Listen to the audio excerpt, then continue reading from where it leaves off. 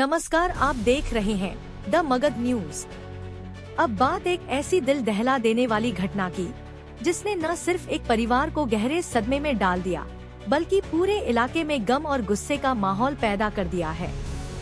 पटना के एक निजी अस्पताल में प्रसव के दौरान एक महिला की मौत हो गई है। परिजनों का आरोप है कि ये मौत डॉक्टरों की लापरवाही की वजह से हुई।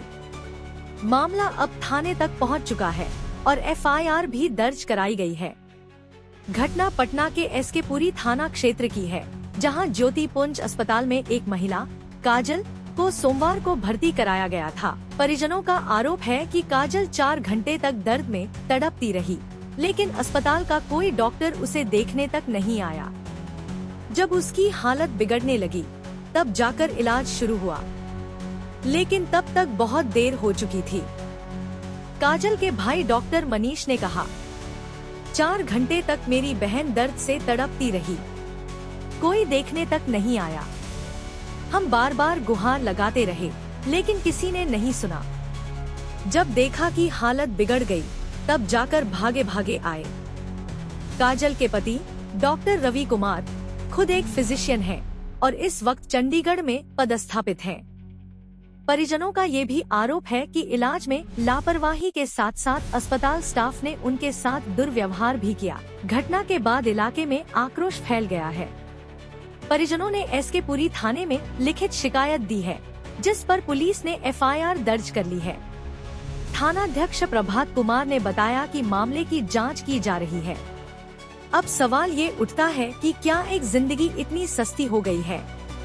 क्या किसी की माँ, बहन, बेटी के लिए इलाज की गारंटी तक नहीं? अस्पतालों में लापरवाही पर क्या अब भी सिर्फ जांच ही होती रहेगी या किसी की जवाबदेही भी तय होगी? ये सवाल आज हर जिम्मेदार नागरिक को परेशान कर रहे हैं। हम इस मामले पर अपनी नजर बनाए हुए हैं। बने रहिए हमारे साथ। आगे भी दिखाएंगे कि काजल को इंसाफ दिलाने के लिए अब परिजन और स्थानीय लोग क्या कदम उठा रहे हैं। नमस्कार, मेरा नाम डॉक्टर मिनेश है और मैं वो अभागा भाई हूँ जिसने 3 दिन पहले अपनी बहन को खोया है। मेरी बहन काजल मिलन, जो कि पटना हाई कोर्ट में एएसओ के पोस्ट पे कार्य करती थी, पदस्थापित थी। 14 जुलाई 2025 को उसकी delivery Jyotipunj hospital, Boring road, Patna में निर्धारित था। सी सेक्शन सर्जरी होना था, सिजेरियन सर्जरी होना था और हम पूरा परिवार हम काफ़ी खुश थे, क्योंकि उसे 8 साल के बाद, शादी के 8वें साल में उसे माँ बनने का सुख मिल रहा था।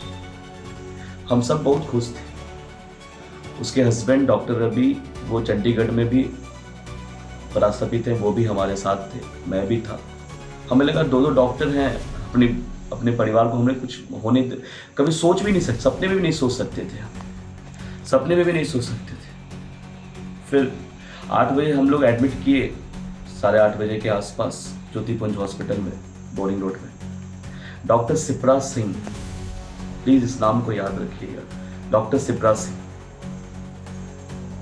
उसने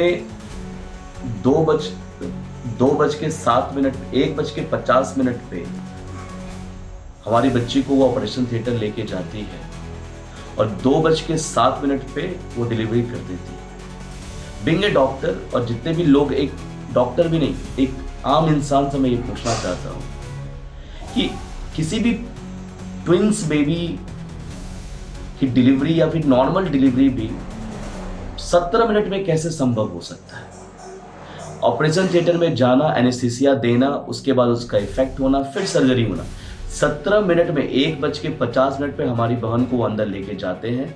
17 मिनट में वो हमारी बहन को, हमारे 2 बच्चे, 2 जुड़वा बेटियां हैं उसकी, उसे बेटी की, लक्ष्मी की प्राप्ति हुई उसे। हम बहुत खुश थे। 8 साल के बाद उसे बच्चा हो रहा था, हम लोग बहुत खुश थे। पूरा परिवार जश्न मना रहा था। पूरे परिवार, सब लोग गले मिल रहे थे, मिठाइयाँ बांट रहे थे कि 8 साल के बाद हमें हमारी बच्ची की गोद भर गई। 17 मिनट में उसने ऑपरेशन किया। हमें बच्चे दिए, हमें कि 2 बच्चे हैं, 2 बच्चे थोड़े कमजोर हैं, एनआईसीयू में रखना होगा। नॉर्मल सा था, चलो ठीक है। उसके 5 मिनट के बाद ही हमारी बहन को बाहर निकाल दी। जब वो बाहर आई, मैं नीचे था, हम लोग नीचे थे, हमारी माँ थी, हमारी बहन थी। जब हम लोग ऊपर आए, बोले ये कैसे बाहर अभी आ गई? 20 मिनट में ऑपरेशन करके वो उसे बाहर भेज दिया। और जब वो बाहर आई, आने के बाद वो बिल्कुल होश में थी। एनेस्थीसिया का कोई इफेक्ट ही नहीं था उसके ऊपर, ऐसा लग रहा था। पहले उसने गर्मी का कंप्लेन किया कि हमें गर्मी लग रही। ज्योति पुंज हॉस्पिटल, जो अपने आप में पटना का अपने आप को वो आन बान शान समझता, बट वो आन बान शान नहीं है, वो मौत का अड्डा है। जिस रिकवरी रूम में ऑपरेशन के बाद हमारी बहन को रखा गया, उस रिकवरी रूम में एसी नहीं था।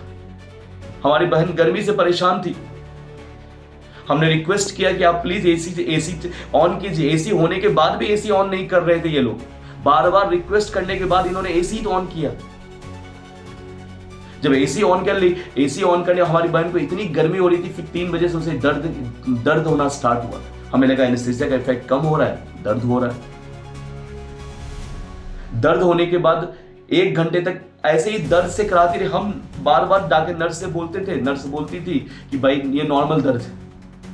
हम मैम से बात कर लिए, डॉक्टर सिप्रा सिंह से बात कर लिए, हम ये नॉर्मल दर्द है, ये नॉर्मल दर्द है। हम लोग भी नॉर्मल हो गए, ठीक है भाई डॉक्टर बोल रही है नॉर्मल होगी। 4 बजे से लेकर 7 बजे तक हमारी बहन दर्द से कराते रहे। हम जाके पैर पकड़ते रहे नर्स का कि भाई प्लीज, हम लोग भी डॉक्टर है, प्लीज बुलाइए मैम को, लेकिन वो नहीं आई। हम लोग जब गए उसके चैम्बर के बाहर, तो वो डॉक्टर सिप्रा सिंह के चैम्बर के बाहर तो कम से कम 20 से 30 बंदूकधारी गुंडे वो वहां पे खड़े रखी थी। हम लोग को अंदर जाने नहीं दिया उसने। ये डॉक्टर है। 20 से 30 बंदूकधारी गुंडे उसने लगा के रखे थे। अब ये 20 से 30 बंदूकधारी गुंडे हमें उनसे मिलने नहीं दिए। जब 7 बजे हमारी बहन बिल्कुल चली गई, कुछ नहीं बचा उसके शरीर में। उसके बावजूद भी डॉक्टर सिप्रा सिंह नहीं आई उससे मिलने के लिए। उस अधमरी बॉडी को लेकर के वहां का वाशरमैन उठा करके, उसकी स्टिच अभी कच्ची थी, उसको उठा करके स्ट्रेचर पे डाला, तब सिप्रा सिंह के चैम्बर में रिकवरी रूम में लेके आया। और जब हम लोग आए बच्चे को लेके आईसीयू से देखने का, हम तो खुशी खुशी ला रहे थे कि बच्चे को देखेगी माँ, 8 साल के बाद अपने बच्चे को देखेगी। और जब देखते हैं बच्ची है ही नहीं रूम में, पता चला कि वो नीचे ले गई है। जब नीचे गए देखे कि वो सीपीआर दे रही है। हमारा हालत खराब हो गई, सीपीआर क्यों दिया जा रहा है इसको? और 5 मिनट के बाद बोलती है सी इज नो मोर। हमारी पूरी दुनिया खत्म हो गई। वो वहां पे बस मौत का तांडव उस हॉस्पिटल में हो रहा है, ज्योति पुंज हॉस्पिटल बोरिंग रोड में मौत का तांडव हो रहा है। और doctor Sipra Singh she is a murderer, वो मर्डरर है। एक बार वो 4 घंटे दर्द से तड़पती रही मेरी बहन, एक बार वो आ जाती ना, तो आज हमारे इस 2 मासूम बच्चे की माँ उसको, ये 8 साल बाद उसको प्रेगनेंसी, 8 साल बाद वो माँ बनी थी। उसने बच्चे को देखा तक नहीं बच्चे को। बच्चा आज भी बच्चा है उसका, मुंह उसका बार बार अपनी माँ को ढूंढ रहा है, कहां से लाऊं माँ। पूरा परिवार हमारा रोते, हमारी माँ उसे रोते उसे फिट हो रहा है। हमारा ब्रदर इन लॉ, उसके ऊपर 2 बच्चे की जिम्मेदारी आ गई। रात के 3 बजे तक हम लोग उससे मिलने की प्रयत्न करते रहे, लेकिन कोई बाउंसर हमें मिलने नहीं दिया। फाइनली बाउंसर ने हमें जबरदस्ती हमारे साथ मारपीट किया उसने। मेरे पैर को घायल, आप देख सकते मेरा पैर पूरा घायल हो चुका है। मतलब अपनी बाल को खोया। हम उससे ये भी नहीं पूछ सकते कि तुमने मेरी बेटी को क्यों मारा, क्यों इस हॉस्पिटल में मौत का तांडव तुम रच रही हो। वो पूछने का भी हक हमें नहीं है। मैं डॉक्टर हूं जो थी, अपनी बाल को नहीं बचा सका। मैं कैसा डॉक्टर। प्लीज मैं आप सबसे विनम्र निवेदन करता हूं, मैंने अपनी बहन, अपना परिवार सब खो दिया है। प्लीज आप उस डॉक्टर के चक्कर में मत पड़ना, अपनी बहन बेटियों को बचा लो। कोई सिस्टम यहां नहीं सुनने वाला। पूरी एसके पूरी थाना बिक चुकी है, पूरी थाना बिक चुकी है। हम लोग गए थाना में हमारे पास चला कि हमारे ऊपर ही केस कर दिया, हमारी बेटी को मार दिया और हमें ही केस कर दिया, हमारे ऊपर ही SC/ST एक्ट का केस लगा दिया। सब कुछ वो हमारे अगेंस्ट कर रही है। हमें धमकी भरी कॉल आ रही है कि तुमने FIR लिया, तुम्हें उठा लेंगे। ये बिहार है, ये बिहार है, ये है बिहार की स्वास्थ्य व्यवस्था। मोदी जी की बेटी बचाओ बेटी पढ़ाओ, हमने तो अपनी बेटी को पढ़ाया था, तुम्हारे सिस्टम ने नहीं बचाया उसको। खा गया सिस्टम। उस हॉस्पिटल को बंद होना चाहिए। मेरी बस बेहद निवेदन है सबसे, उस हॉस्पिटल को बंद होना चाहिए ताकि मेरी बहन गई है और किसी की बहन बेटी ना जाए। उस हॉस्पिटल को बंद होना चाहिए। डॉक्टर शिप्रा सिंह को जेल होना चाहिए। She is a murderer. उसने मेरी बहन की मौत, मेडिकल नेग्लिजेंस नहीं है ये, उसने मेरी बहन को मारा है, उसने मेरी बहन को मारा है। प्लीज अपनी बहन बेटियों को बचा लीजिए प्लीज। ये ज्योतिपुंज हॉस्पिटल ये मौत का अड्डा है और डॉक्टर शिप्रा सिंह मर्डरर है, मर्डरर। प्लीज